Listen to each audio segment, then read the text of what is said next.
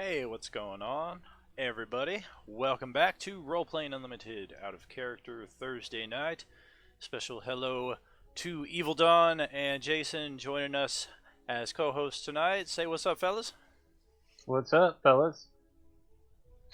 Heidi ho, everyone. And a special. They say it's your birthday, it's my birthday too, yeah, to our pal Jason over there, sitting with his assistant, passing him the usual director's notes. Thank you very much. Thank you very much. Absolutely, my friend. Now, we've had a couple good sessions of Baldur's Gate under our belts over the last few weeks, and just recently got back into the out of character format last week with our interactive experience here as far as asking questions and getting your feedback and hopefully having a little bit more back and forth with our fans here. And in that spirit, we presented three more questions this week.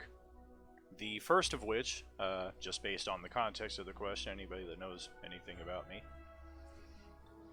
probably know I'm the one that presented this question. It is, what is your favorite Star Wars series and why? Now, for myself, the answer unequivocally has to be The Mandalorian, if for no other reason than the final 6 episodes of the second season. And I am not ashamed to say it, but the hidden scene at the end of season 2, if you haven't seen it by now, I'm sorry that spoilers are out there by now, but when they announced the Book of Boba Fett, I wept like a little child. I'm not ashamed to say. You know, and we can all understand why you do that because you are the Boba Fett fan, which, you know what? I couldn't even understand really why, based upon like the first 3 movies. You know, where Boba Fett is there, shows up for like, what, 8 minutes through the entire thing, doesn't say a word, and yet it's like, oh, look, he's one of my favorite characters. Oh, for sure. I mean, I'm an old school Star Wars fan, so like most OG Boba Fett fans, we were attracted to the look and the mystery of the character. And of course, for me, all of my Boba Fett fandom came from the expanded universe, all the novels, the bounty hunter novels, and the ensuing books that came after that before all of that was scrapped and then repurposed for the current canon. And his barbecue sauce flavored armor. Now, how about you, Jason? What would you say your favorite Star Wars series is and why? Okay, I'm gonna have to go with Clone Wars, hands down. Now I'm talking about the CGI animated version, not the real cartoony one. I actually haven't seen that one, even though I would like to. Oh, wow. And the reason that's my favorite is that has more character development, I think, than all the movies combined. Well, if you look at a series or something like that, gives you more time to develop characters. You know, when you're dealing with 2-hour movies, you have a total of 6 hours to tell a complete story from beginning to end. 2 hours at a time, and then break up those segments over a period of years while you're producing the next one. Whereas if you have a series with 12 episodes, even if it's still the same 6 hours, you know, let's just say it's 12 episodes at a half hour an episode, you're still telling more of a story in a shorter period of time than if you did a movie. Oh, that's one of the reasons why Revenge of the Sith is a much better novel than it was possibly presented as a movie. I was so excited when I read the novel, hoping that finally this will be the first 3-hour Star Wars movie that we get, which unfortunately they just kept editing and editing it down to where, for people who don't delve into all of the intricacies of Star Wars, Anakin's turn to the dark side can be kind of laughable, depending on which seat you're sitting in. Now, Dan, just out of curiosity, why are we bringing up Star Wars? Well, we are getting ready to return to Ultimate Star Wars, our Star Wars What If campaign that we've had in progress for on and off again for about 16 years now, beginning before Episode 1, running our own series of the saga all the way up through Episode 9. We even had our own Episode 10, and this would technically be our 11th. And as another point on that is that it's going to be so for the future, and it's going to be one of those that we're also going to live stream as well. Yes, indeed. In the context of it being so far in the future, that's something that some of our players have been looking forward to for a long time. Just being able to play in an era that has no scripting done for it whatsoever. You know, and that's I'm you know me, I'm really not that into the whole Star Wars campaigns and everything else like that, and I hate the Force and I hate Jedi and all this other stuff. And what am I playing in the next campaign? He is playing Shaggy from Scooby-Doo. Right, with the Force. Yeah, and I reiterate from earlier today, that we've already seen that character in the original Clone Wars cartoon. I didn't even notice. I was like, you know... I had no idea until today, though, that he was literally named Shaggy. I just always, when I saw that character, I was like, the fuck is this? Is a Shaggy inside of the fucking Clone Wars here? And of course he's the Zoinks, yo, Grievous is coming to kill us, we're gonna get out of here! And then he gets stepped on and he's dead. So, when you told me you're gonna play Shaggy from Scooby-Doo as the visual representation of your character, that was of course my first thought. And I looked him up, I'm like, well, how do I even find this guy? I'm just like, screw it, Shaggy, Star Wars. And then I find, wow, his actual name is Shaggy. I wonder if that's where the meme started. Which means? Of Matthew Lillard doing the you've only seen 2% of my power. Now, sorry, I haven't seen that. Now, how about you, Don, when it comes to favorite Star Wars series? Even though the Star Wars games aren't your favorite, I know you are a fan of the movies and the cinema itself. Right, and I'm back in the old school. You know, I love episodes 4, 5, 6. You know, start right off, you know, with the classics. I saw them in the theater when I was a kid, and it was the biggest epic for a youngster to ever watch. Is, you know, Luke Skywalker on the big screen, and, you know, the personality of Harrison Ford as Han Solo. And you read all these articles about other actors who may have been slated to play some of these characters, but you can't see it. I mean, Harrison Ford is Han Solo. Oh, yeah. There was no ifs, ands, or buts about it. Have you seen the Empire of Dreams documentary? It's maybe like a 2-hour documentary on the original 3 Star Wars, and they actually have some of those tapes from, like, Kurt Russell coming in to read for Han Solo's part, and one of the girls from Three's Company reading for Leia. It's the weirdest thing in the world to see, but it's super cool to get that larger picture.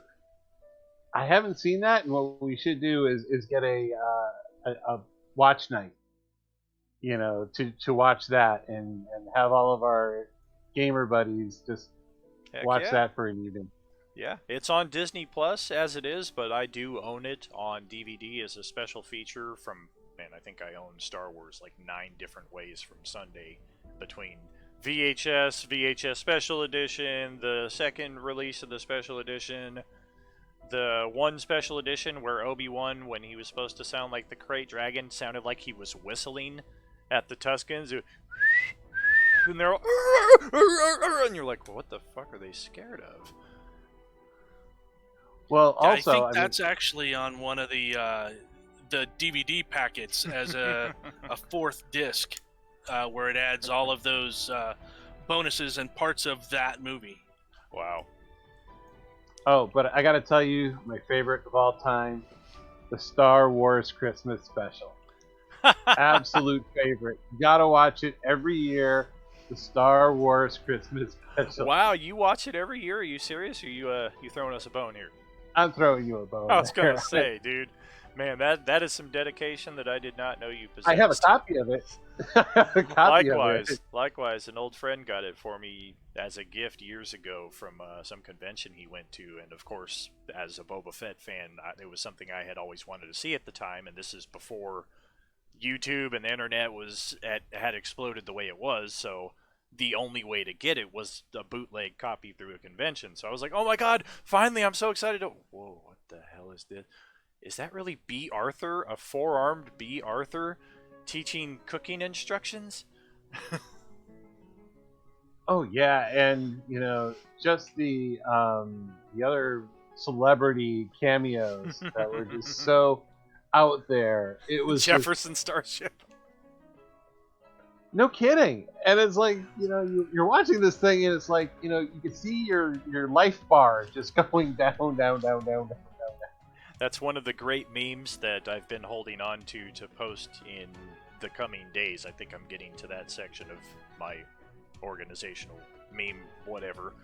But it's people complain how bad Luke looked as a CGI at the end of Mandalorian, but nobody complained about this, and then it shows him in full makeup under the brightest lights known to man in the holiday special with this big smile on his face, and you're just like, yeah, that's Mark Hamill.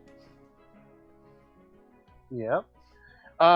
Also, we got some responses from some of our other gamers and people that are on our Facebook page. Thank you. Justin says, The Mandalorian, it's just good. Tinkar Bell, my favorite Star Wars series is The Mandalorian, and all the cartoons are super formulatic. Gabriel, he puts in The Mandalorian. It's still kid-friendly, as Star Wars should be, but it's written with a mature audience in mind. And then John, with, I'd say, I'm going to go with, let's see, Tartakovsky? The Genndy Tartakovsky Clone Wars, the original ones. Those are so amazing. Okay, I'd say it's because it was the time and place of the moment, getting really hyped for Episode 3 and seeing Jedi be badass in a way the movies hadn't really done yet, except Episode 2 pit fight scene. Right. I remember Justin and I watching those because the first part of those Clone Wars cartoons were aired as little 2 to 3 minute commercials on the Cartoon Network, and they did 20 of them. So you get a 60-minute mini movie, but you had to watch it 20 different times. I remember the first time I finally compiled all of those onto one VHS tape and was able to watch it sequentially instead of, all right, I'm just getting into, oh, now they're actually going back to Dexter's Laboratory. I forgot I wasn't really watching a Star Wars show here. And then the second season, they released, I want to say, as 4 15-minute episodes, so you get a 2-hour complete experience. And that second one was put together in such a way to lead viewers directly into Episode 3. So you've got the Chancellor getting kidnapped, the first appearance of Grievous, how nasty he is against the Jedi. At the time, they explained why Grievous had his cough, because he had a brief encounter with Mace Windu, and Mace just went, and Grievous's chest plate crunched, and he just limped away all, You're like, oh, of course, no wonder he's freaking coughing in the movie. Okay, because I thought I missed something in there when it came to the Clone Wars cartoon that I saw on Disney. Where I thought that was the actual Clone Wars prequel for that. Right. I mean, that's the official Clone Wars series now. All 7 seasons of it, the new Bad Batch episodes that are being aired on Disney Plus. That's the official chronology of it. But if you watch all of those, there's 2 things that stand out for me that don't have an explanation. One of which is Grievous's cough. I guess he just is a heavy smoker. And then secondly is, where does Asajj Ventress come from? In the original Clone Wars cartoons, you see her intro. You see how she's integrated into the Star Wars universe. In the newer Clone Wars, she's just there. She's Dooku's apprentice from day one, and you see her story thereafter, which, to the newer series' credit, they definitely go a lot more with her character than the original series did. Okay. Yeah, because I didn't see. I mean, I thought I saw like a couple of episodes at your place. The other Clone Wars, because I saw the Mace Windu fight against all those, you know, all the enemies around him and everything. And it's like I'm watching the Clone Wars cartoons from on Disney Plus, and I'm like, did they just skip that scene, or what happened during all that? Right. Some of it can kind of be integrated back into the current Clone Wars. Like, I think they might actually mention at one point that Mace Windu is or was on Dantooine, just kind of as an acknowledgement that, yes, this did happen. But otherwise, they just kind of focus on their own stories, which give you more than enough to satiate any appetite. I want to give an honorable mention, though, to a close contender for me. If it wasn't for the fact that The Mandalorian brought Boba Fett back to life after years of me protesting to fans that yes, he is back, here's the books that prove it, and then the Disney acquisition basically erases all of that somewhat, and then having another 5 years or so thereafter where people are like, see, he's really dead, he ain't coming back. All that stuff is disavowed. It doesn't matter anymore. And then Boba Fett actually does come back. Aside from that moment happening, these right here, man. The new Jedi Order series, not one of the most popular in the expanded universe canon, but given everything that's happened in Star Wars since Vector Prime, and particularly this novel here, Traitor, not only the greatest Star Wars novel I think written, but for me, my personal favorite just novel of any type. The way that Star Wars has gone over the last several years, especially since Rebels, has really opened my mind up to anything is possible with Star Wars. They're really pulling aspects of every other sci-fi genre just to make a more complete product. They're not leaving anything out. I mean, once time travel came in Rebels, oh my god, anything is possible with Star Wars. I trace all of that back to the new Jedi Order. That was kind of the first experience for me of different Star Wars, because everything up to that point in the novels had just been character bios, a backstory of Boba Fett that you didn't know, which was super cool to read, but it was all just giving you more information about the movie you had already seen. It wasn't really pushing the product forward. And the series that did push it forward were all, well, Palpatine has been cloned and he's back, and Luke is turning to the dark side, coincidentally, Dark Empire, Episode 8. I'm noticing a lot of similarities in recent days between those two. Vector Prime and Traitor and just the entirety of the New Jedi Order series, all 19 books. Astounding writing, astounding collaboration between multiple writers to make a cohesive story that holds up today, even under today's Star Wars standards. None of it I can really see being integrated into Star Wars anytime soon, unless it's going to take place after Episode 9, but as far as I know, the saga is done, and now we're getting different stuff. So this will always just be a fun little footnote. Now, since Star Wars kind of wrapped up its main storyline, its main canon, are you looking forward to the possibility of them starting a new canon towards it, or are you looking forward to more of them hopefully doing an Obi-Wan story, a Boba Fett movies by himself, or things like that? I would be satisfied with either, and it looks like they're going to give us both. It looks like they're making all of these series, the Obi-Wan series, the Cassian Andor series, the Book of Boba Fett, the Obi-Wan Kenobi, all of that stuff on Disney+. And they've also got Rian Johnson putting together another trilogy of movies that has nothing to do with any of the 9 movies. And I think Taika Waititi as well is also doing a Star Wars movie. So, and a lot of credit was given to him for rejuvenating the Thor franchise. So it's very interesting to see what he might bring to Star Wars. I mean, I would love to see. I understand that the Force is the main gimmick for Star Wars and such, but I really did enjoy Solo because it really didn't go into the Force, and it was a great character. Um, no Force users. You didn't have to fight a big Force bad guy at the end. Everything else like that. Um, am I looking? You know what? I would be very interested in seeing a Boba Fett movie. And they can use the Boba Fett movie, the Mandalorian, the Ahsoka Tano story. A lot of that stuff can be used to tie in the missing links that were left from the Solo movie, because I think it was a fantastic movie as well. For not because it didn't have any Force users, just because it was a great freaking movie. And the way that they tie Kira and Darth Maul and the Crimson Dawn in at the end, it's just like, wow, what else is going to happen? And those threads are still out there for the right writer and the right project to pick up on. It was also a lot of fun. A lot of the Easter eggs that you found in there. It's like for years everyone was having that discussion. Parsec is a distance, it's not a time. And it's like now in the Solo movie where they actually explain how they came up with the number of parsecs versus the amount of time it took them to do it. Yeah, and then here's me for the last 20 years like, it's right in this book. All you have to do is freaking read it. Now, Star Wars is something I think we could spend another 2 hours talking about. We do have 2 more questions to delve into, the second of which I believe was your presentation, Don. So why don't you start that off and give us your answer, and then we'll circle it back over to Jason, then me.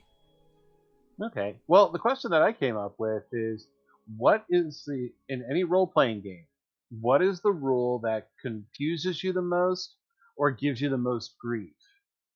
And a lot of it, for me, it's and you're gonna read it. I'm gonna read a few of them, and they're gonna be very similar. But unarmed combat in D&D, they do a great job with swords. They do a great job with maces. They do a great job with magic.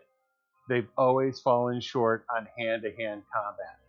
What if you don't have a weapon?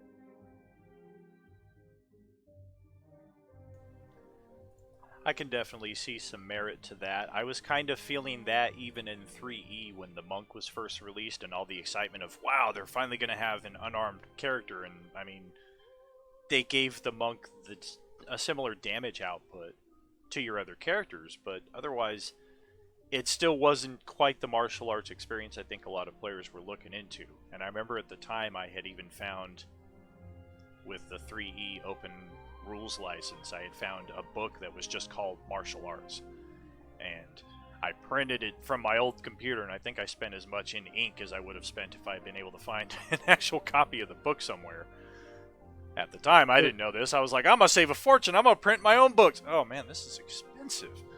But I remember getting that book and thumbing through it, and I was immediately 180 the other way, where I just said, there are so many levels to these mechanics. They literally had Jeet Kune Do, Taekwondo, Judo, Aikido. Holy crap. And all of these, which martial art matches up well against another martial art, and what bonuses you get if you're using Aikido versus a Judo expert, and so on and so forth. I think I ended up giving that book to Johansson. Hopefully he still has it, because it cost me a fucking fortune in ink. But I would like to have seen, a martial arts system, which would have been the same thing as now the 5e fighter. You have 5 different possibilities. So maybe you have your speed set up, where you get an extra attack per round earlier, but you're still doing the same amount of damage. Or you have focus damage, where you get +2 damage to your unarmed strikes, but no additional damage to if you have a weapon in your hand. Or, monk weapon specialization, where you can, add to your armor class because you're these little things, it's the same thing way they do with the fighter, with duelist and great weapon fighter and things like that. Throw a little bit of that flavor into it. Also, throw in some more grapple type rules, especially if you do have that fighter that wants to be, Zangief, who grabs people and throws them on the ground. See, now what they have now is much better than what 2E or even 1E had. Those rules, because the monk wasn't a primary class, it came out, if I remember correctly, in the Unearthed Arcana or one of the books like that, and it was so obscure, hard to get a hold of, and the mechanics of it could be either ultra simple, as it's just a generic number for attack and damage, all the way into customizing and building your own moves, almost like spells. I remember one of the people we played with, he created something called the Hold, and you could literally just keep somebody in the hold for almost indefinitely. Once you locked on with the grapple, they couldn't move, and it was one of the moves that he made. And even though back then we had things such as specific maneuvers that you could do, they got a little, not everybody was familiar with them. You had to learn as you went from player to player, DM to DM, or you were ultra simple and it almost didn't work because it was so simple. Yeah, grappling has gotten pretty heinous in 5e if you use it against monsters, which I think is the intent behind the current mechanic. If you try to use it against another player, you quickly run into the same problems you run into in every system, that it's too many opposed rolls and it's too difficult to maximize the grapple if you're the person initiating it. But if you're in 5e, George has proven it on numerous occasions. Every time he makes a character and plays for his 3 games per campaign, he always wants to play a grappler. And I looked at the rules and thought, okay, they're simple enough, sure thing, no problem, go ahead and play your grappler, you're not going to be able to do any freaking damage. He was doing a little bit of damage. The big thing is, I couldn't move my guys around as much as I wanted. He would see the big boss, go over and do a grapple check, and because it's a skill check, and so few monsters have ranks in skills, all of a sudden, George is just like, nope, I've got you, and because I'm a Goliath, I can actually grab this guy over here as well. And, haha. Also, when it comes, another rule, outside of the unarmed, do you remember way back when, in early annals of D&D history, the Bard? And in order to be the Bard, you had to have a certain number of Thief Rogue levels. Then you multi-classed over to Wizard. And then you multi-classed over to Druid, and once you did that, you became a Bard. Goodness gracious, that's very early Final Fantasy of them in that respect. It's like Final Fantasy 3, I think it was. You had to work like 40 or 50 levels at one class before you qualified for another one.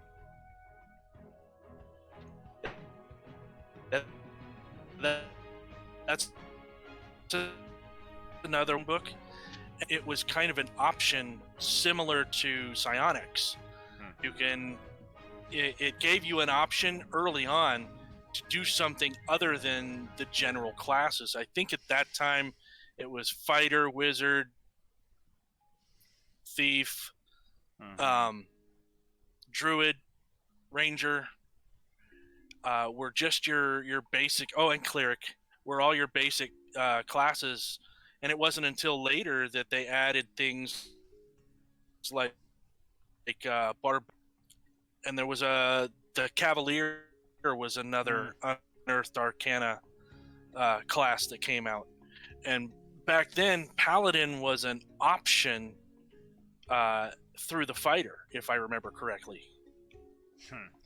I do remember that Cavalier, and that's another issue that has plagued, and I don't really know that there's any solution around it other than you fight giants the entire campaign, but Don is experiencing it as recent as the 5e campaign, is if you're a character that is specialized with your horse, what happens when you go into the dungeon? Yeah, good thing they revamped the Paladin thing, where, Find Steed is now a spell, and you could dismiss your horse whenever you want to, go and do your adventure, and then poof, there it comes back exactly the same way as it left, or if it was damaged before it left, it comes back fully healed. Yeah, that's So, definitely handy. in the Star Wars, though, in the Star Wars vein, as we were talking, my biggest pet peeve is abilities like Surge, where you run fast and jump high, where you can only use it once, depending on your class. And you see Obi-Wan, who's a total apprentice in the very first movie, doing all the jumps, all the flips, blah blah blah blah blah. And using it multiple times. But if you're playing it in a game, it's like, okay, I could use it once to move fast, and then I'm stuck for a full minute of rest, or something else. Oh yeah, there's always a dumbing down process that occurs when translating something from a cinematic perspective into a tabletop perspective, and even with that process being the reality of every Star Wars system, the common complaint across every edition is Force users are too powerful. And that's even with them having dumbed down the Force powers to the point where in the Saga edition that we're going to be playing, if you want to use that Surge more than once, then you have to pick up Force power Surge that many times for how many times that you want to use it. Then you look at more extreme examples of a character in Mutants and Masterminds that takes the speed power because they were inspired by Quicksilver in the recent X-Men movies, and they wonder why they can't just finish every combat by themselves. Yeah, I mean, when you're dealing with stuff, yeah, I can understand exactly what you're talking about. Is that it's really difficult to translate movie over to the game. And you know what, though, is that, episode 4, 5, and 6 would have been an easier thing because you never saw Luke using all those powers all the time and such like that. And when he was fighting cinematically, he was fighting against equal opponents.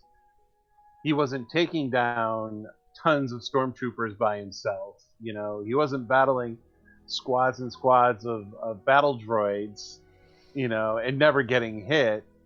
So, but when you put it into a Star Wars thing, it's like, all right, I'm playing a Jedi. I've got my lightsaber. What do you mean I don't have the deflect blast yet?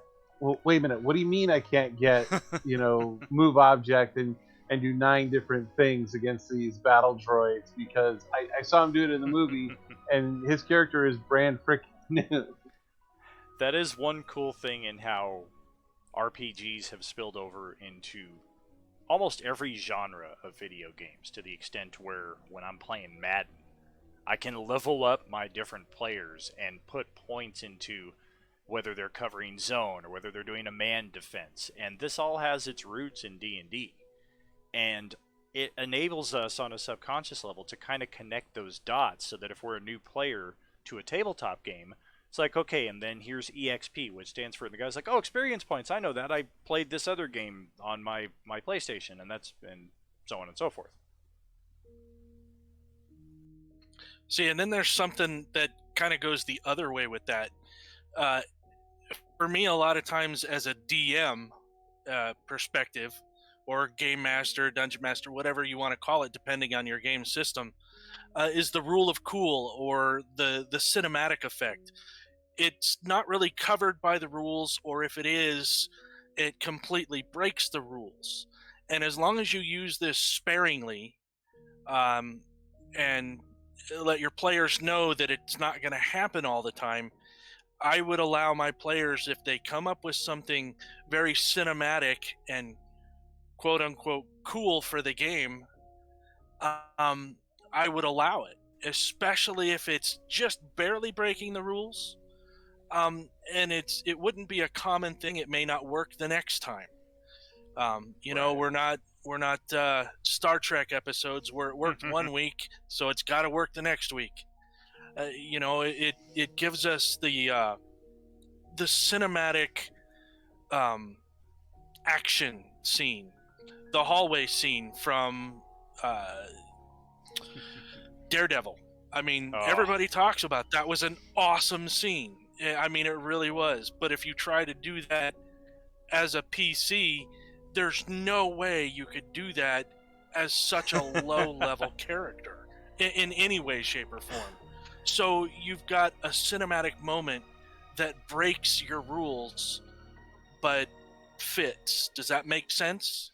Oh, absolutely.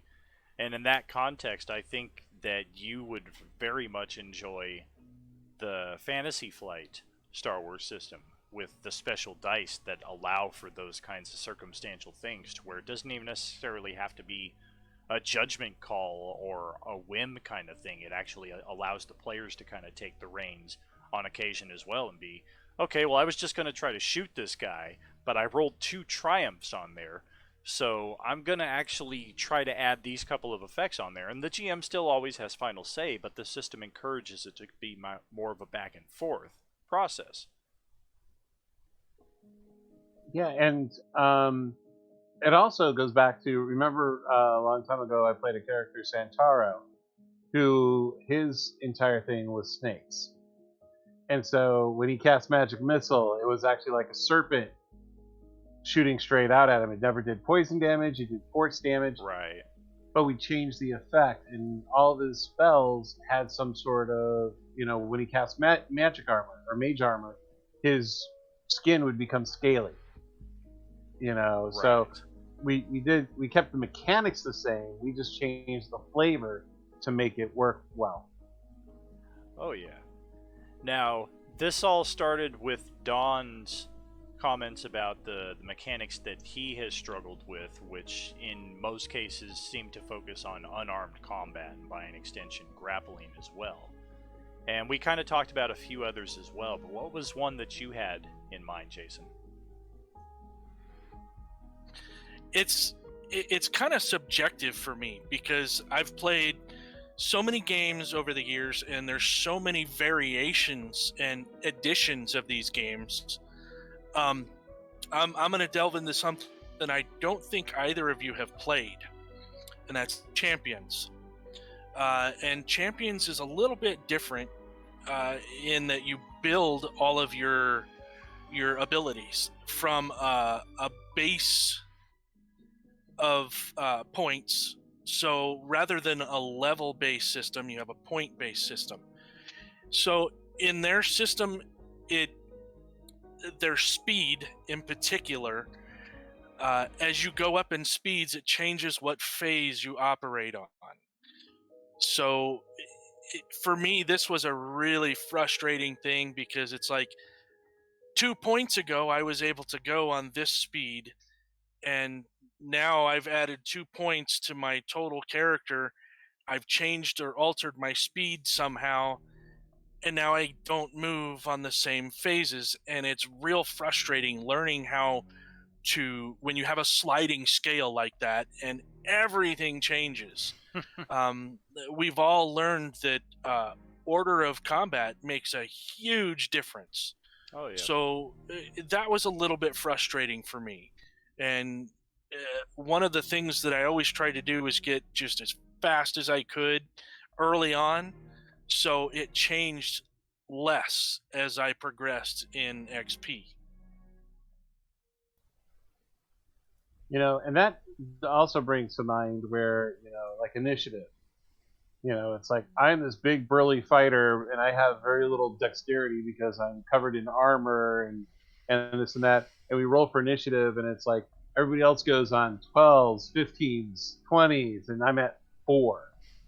And it's like, okay, by the time I get up into combat, everybody else is gone and wiped out the guy that I was going for. So it's like, all right, time to change directions and go after this guy.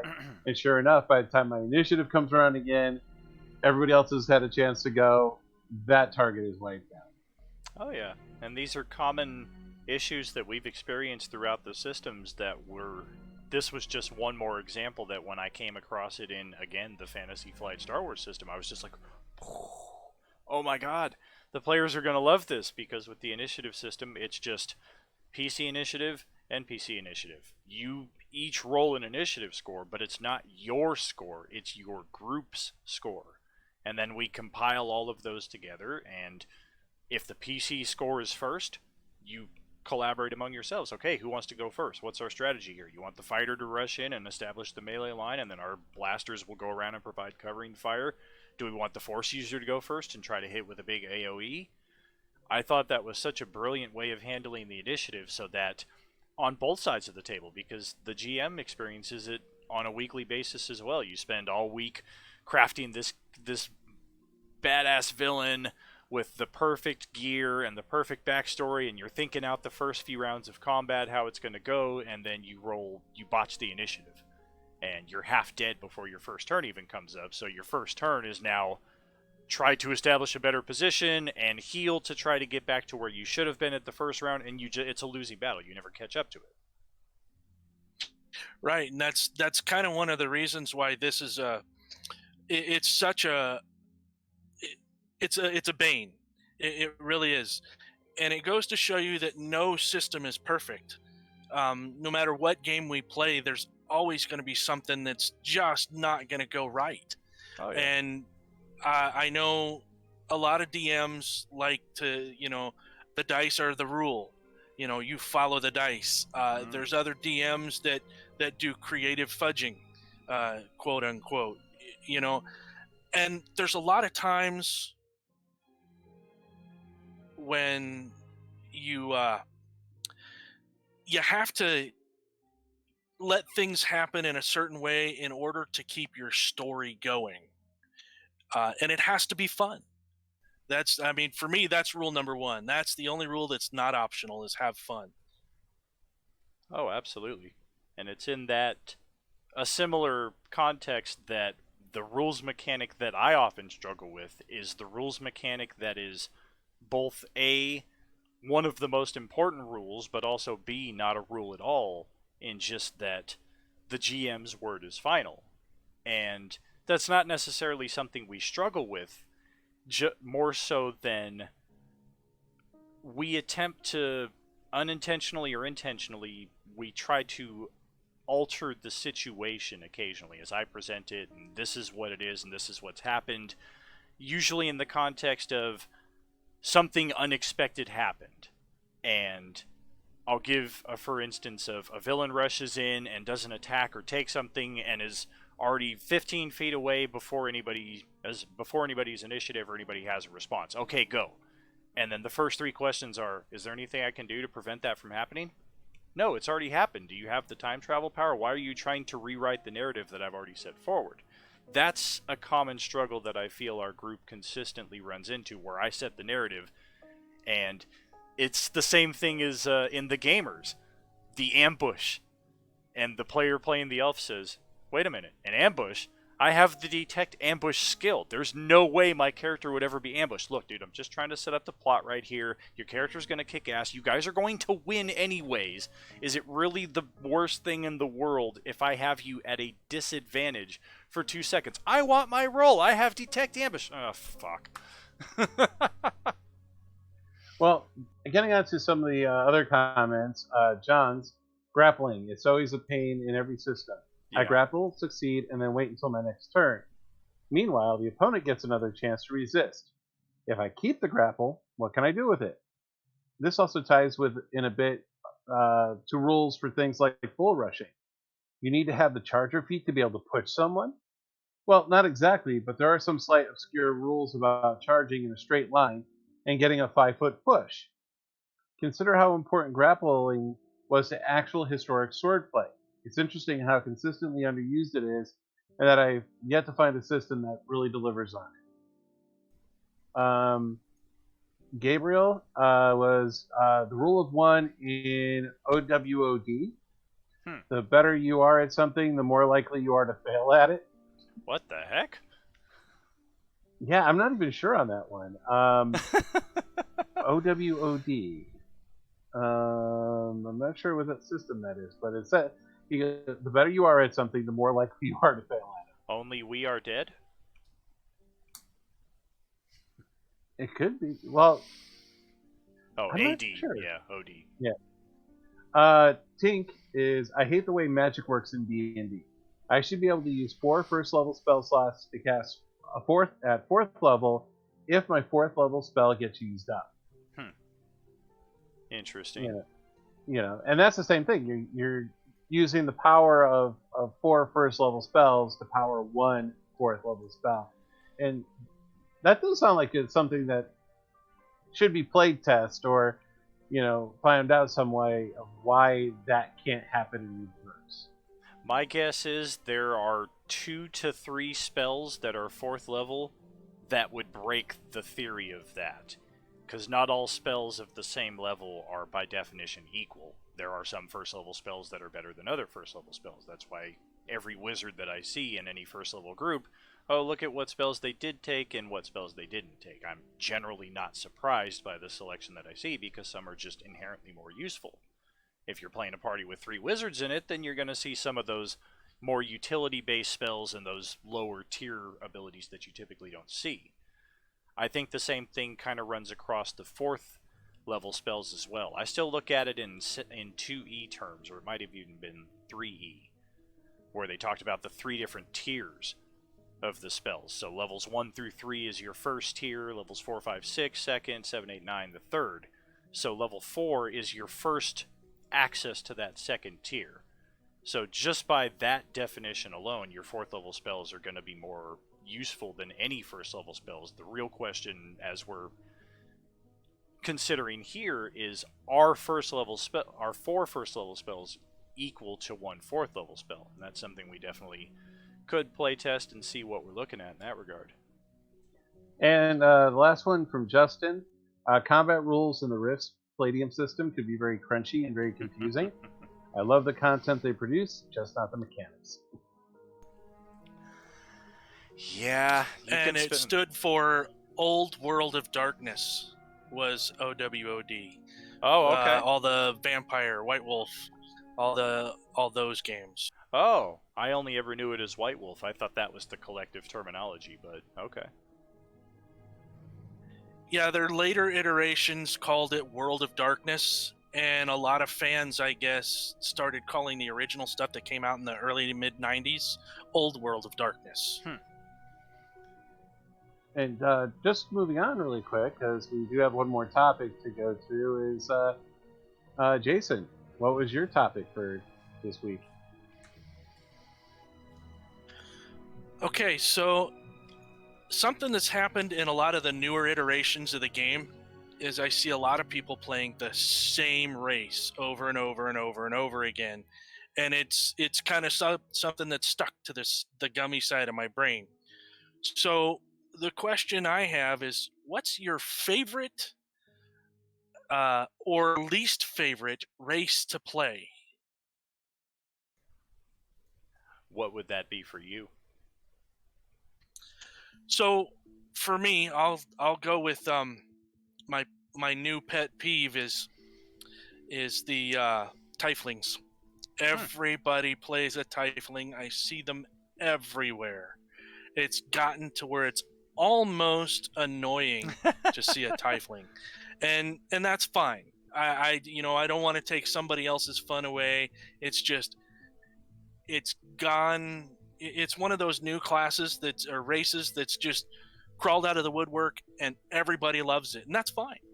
It's a great race. It really is, but everybody plays them. Similar with Now, Dragonborn. Yeah, but they're not quite as bad as the Tieflings. I mean, Tieflings are everywhere, and I don't know if I'm saying it wrong because I've heard it Tieflings and Tieflings. Either way, I do allow them in my games. I have no problem with people playing them. I just, from a personal standpoint, that's the one that nails on a chalkboard for me right now. Now, for what my favorite race to play is, that's subjective. It depends on the edition and the game. If you want to go classic D&D, let's take 2E, because 1E and 2E were very synonymous. I loved playing Moon Elves or Gray Elves. Yeah, I do remember you being a big elf fan. They were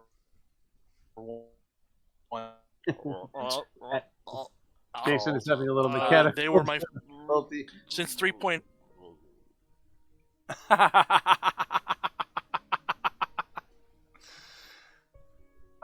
go on your Tiefling, tiefling thing.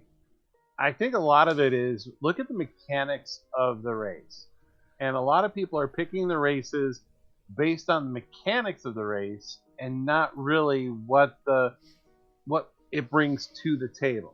You know, so like when I played my tiefling, it was because of the fact that I had this design in mind, and he was kind of a bad guy, and he was a warlock, and he was a stereotypical tiefling who ended up betraying the party at a certain point. But he also came from a place of tieflings and mind flayers and things like that. So he fit where he was. I think the biggest problem that we have, though, when it comes to races in D&D and such, is that every single race is played as a human. You know, when they play them, they're playing them. I'm walking down the street. Well, wait a minute. You're a dragonborn walking down a street in a human village, and everybody's just taking it as, okay, it's a dragonborn walking down the street. Instead of going, oh my god, it's a dragon! Run! Hide your children! They're going to eat your babies! You know, and things like that. Right, and that's the only perspective we have as players. You know, in my homebrew game, I actually have all the type races, whatever you want to call, come from one particular area. They all congregate together, so they come from one city. Now, it's not that they're unheard of in the rest of the realm. Everybody knows them. They're rare, just as rare as elves, but they do show up. So people know about them. They're not necessarily afraid of them any more than a human.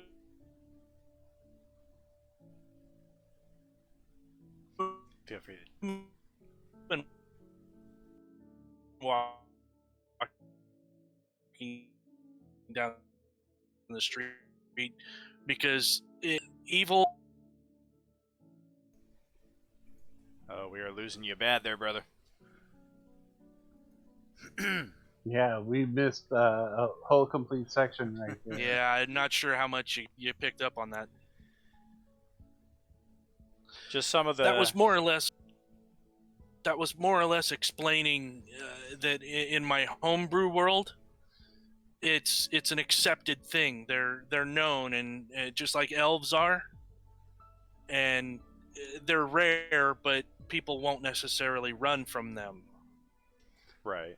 That's one thing with each of the newer editions of D&D, because Enemir has been such a long, enduring campaign world, is when the new editions come out and all of a sudden Dragonborns are playable and Tieflings are in existence and people want to start playing them. For myself, I tend to put a lot of detail and probably too much thought into things, especially when it comes to Enemir. So just the concept of all of a sudden there's Tieflings and Dragonborns just didn't make any sense to me. So that was definitely something where, okay, Dawn's going to play a Tiefling.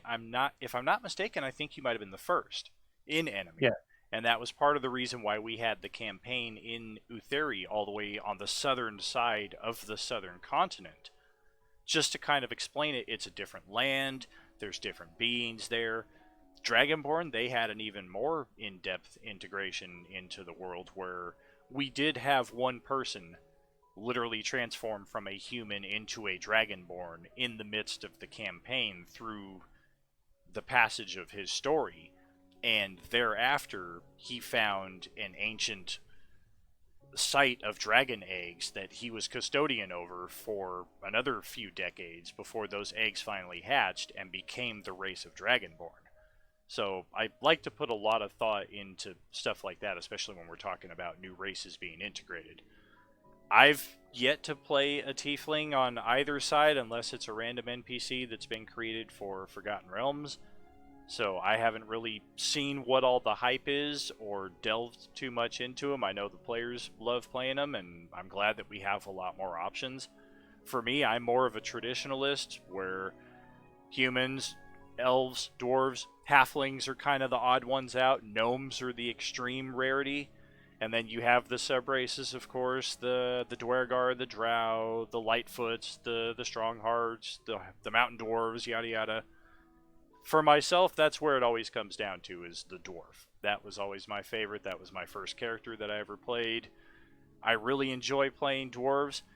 I don't think I have a least favorite race, though. To touch on the brief comment that was made about all the races are played as human, we're all human in real life, so of course we're playing from that perspective. But B, that was something that I always kind of focused on in the Nero days, is people that would play these characters that were elves and dwarves and literally go to the effort of putting all the makeup, all the prosthetics on, and we're playing in Vegas. It's 115 degrees in the summer. I don't know how some of these people kept that shit glued onto them, let alone kept their makeup on. But all for the effect of playing a human in makeup, essentially. Like, so many of them just missed the opportunity to really delve into what this race could be, because they were just interested in the mechanical side of it. We definitely had a few, more than a few, that really latched on to what the race was and portrayed it appropriately. But I definitely knew at least one elf and one dwarf with a very, very long Osama bin Laden beard, who we frequently called out on, how are you a dwarf, dude? You don't act like a dwarf at all, man. What the hell's wrong with you? Yeah, and it's like, look at our current Baldur's Gate makeup. It's like we've got a couple of bugbears, we've got a ogre or half orc, we've got dwarves, we've got an angel, and and I'd like to think that I'm playing my angelic paladin as how an angel would think, versus how a human would look at the situation. And it's like, yes, I am the ultimate protector, I am the ultimate paladin, and I have more to lose than a human paladin, because this is my angelic nature coming through. And when I introduce myself, I always introduce myself like up and foremost. And then you have these bugbears who are walking up and talking to people, and the people just reacting like, "Oh, it's a bugbear talking to me." I would love to see, it's like one of these guys coming up going, "Hi, I'm a bugbear, and I'm coming over to say hi, and I'm friendly," and people running, "Baby eaters, gotta run!" And it's like, great, look at what you just did again. That's definitely one reason why in Nero I played Callus as a human, because me and my little posse of malcontents in the town, our out-of-game perspective was, nobody's ever going to tell you you're playing a human wrong. Try to tell me I'm playing a human wrong. Where is your basis for argument? Well, it's also like why I played a gypsy, in Nero, is because of the fact that, go ahead, tell me that I'm not being a gypsy. Yeah, and back to the heat in Vegas when I was playing Basil, and I had those big old Elvis mutton chop sideburns that I glued on. It was so hot, I remember them sliding down my cheek one day because they just wouldn't stick anymore. I was sweating so much. And that was an NPC that I played, and it was a different perspective as a PC. As a PC in Nero, all I've ever played is human. Well, I feel like I can look at the progression of Callus's race change in Nero and line it up with the passing of the months. Like, Nero started in March or April in Las Vegas, 2001. Okay, well, I started off as a Mystic Wood Elf because I just thought it was cool and I wanted to wear prosthetics and just have a cool costume and not be human. And we played a week, or we played an event here in Vegas, and then we went up to Nero West up in Sacramento, and we're up in the mountains, and it's nice and frosty, and these things are staying on my head like nobody's business. I'm having to peel them off at night and try not to take my skin with them. And then we come back to Vegas, and now it's May, and then June, and as the months start getting hotter and hotter is when I had to go to the plot team and be like, is there some way we can arrange for my character to go back to being a human? Because I can't freaking take this makeup and prosthetic bullshit anymore. Yeah, early on, when I started playing on the East Coast, and the MeWe as they were known, the Mystic Wood Elves, the tradition was they liked to frolic. And when I'd see people that played those, I was like, yeah, that's a sexual harassment suit on its way. Whereas I just looked at it as it was described in the book, and I was an aspiring musician at the time, so I thought this is a great way to kill two birds with one stone. I'll be able to play my music at the events in character. How freaking awesome is that? Yep. Well, going to our question that we put up on Facebook, Justin said, while I can't say that I have a favorite race, I do enjoy playing a variety of different concepts. I could say that the race I played most is human. They're the easiest to play a human. I am one. And they are usually very versatile in most game systems. But remember, in the first, editions and everything like that, human had no bonus, no nothing, and it was like, okay, but if you wanted something a little bit better, a little bit, you had to play an elf or a dwarf or a halfling or something like that. Let's see. Tink says, I love to play Loxodon or Turtle characters. I like to make them talk like Ents. On the other side, I hate playing humans because I am human and I don't like humans. Gabriel, human. It lets me focus on other stuff. So instead of trying to focus on how to play the race, you can just play the game and play the characters. Legit. And then John, human. In old school D&D, they sucked.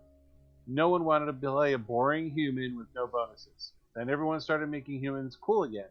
Bonus skills, bonus feats, more customized bonuses and stats. It really opened the customization of the character and let you build something to tailor fit what you want. Least favorite race? I don't know that one. I guess anything I perceive as being too niche and trapped by its own tropes. I feel a lot of the furry races are prone to that. I also dislike any race that lends itself to a stereotype, but I think it's more on players than on the raw for races. How about yourself, Don? I don't know if we covered your favorite, least favorite. I like Tiefling. I like Tabaxi. The Tabaxi, the Catfolk. Usually when I'm playing a rogue or when I play the monk or my favorite character of all time, has to be Dranum. Not Dranum. Denshar. Denshar. Why did I blank on Denshar? It's like, can we edit this? Can we edit this? Dranum, it's locked in. Man, yep. Dranum. So, Dranum. Well, because my grotto. Anyway. No, but Denshar, one of my favorite characters. I played him in 2 different campaigns. I played him very similar in both campaigns, even though I told people that I was playing him completely different. But I played him pretty much similar, whereas he would go out and do assassinations behind the characters' backs and then come back into the party. And it was funny playing Denshar when Phoenix was playing the Paladin. And the Paladin having to defend me at one point.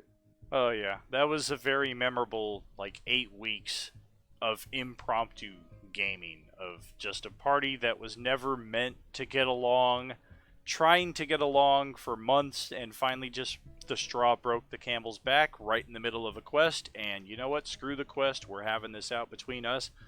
And in the process, we're dragging the entire city into this conflict. It's going to be a holy war between the followers of Tempest and everybody else.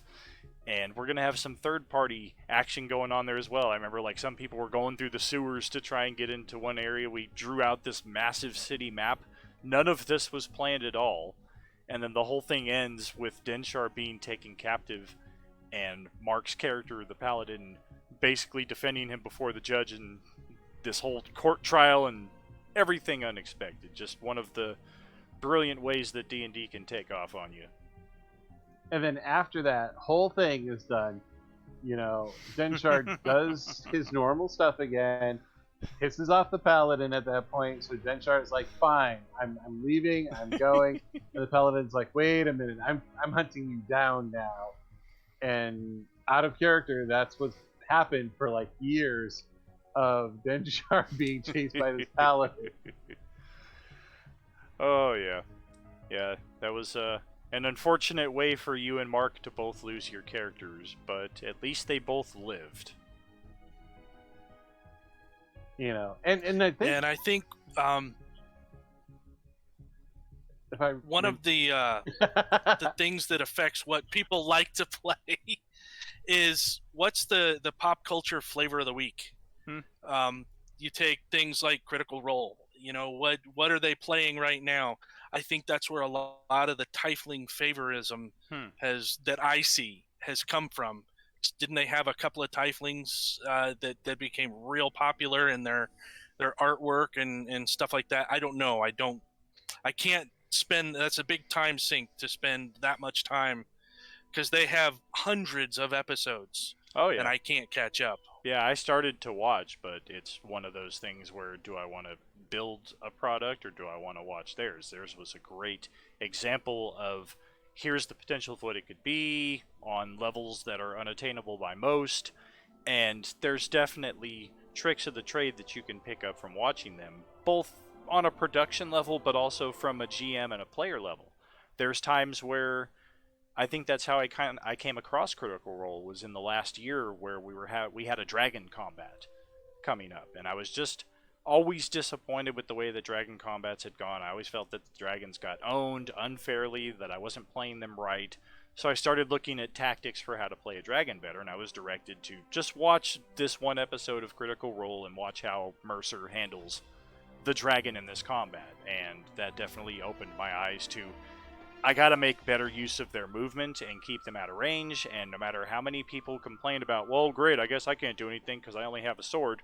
So sad, too bad, man. How many times did I tell you to buy a crossbow? Yep. And that, I mean, you know, I even remember that, you know, every so often we catch a glimpse of Denshar scooting across, or, you know, hey, in the distance, here comes this paladin searching for this tobacco. Right. Good times, my friends. Really enjoyed answering these questions, going over that, and really delving deeper into grief-stricken mechanics, as well as Star Wars and Ultimate Star Wars, as well as our favorite and least favorite races. Happy birthday again there, Jason, and thank you for... Thank you very much. Yes, indeed. Thank you for Yep, taking happy time birthday, out of man. your day and joining us. And thank you as well, Don, as always, for handling the Q&A from our Facebook fans. And thank you to our viewers for tuning in live or for catching this on Twitch or later on YouTube. Thank you very much, and we will catch you next time. Have a good night. Have a good one, everybody.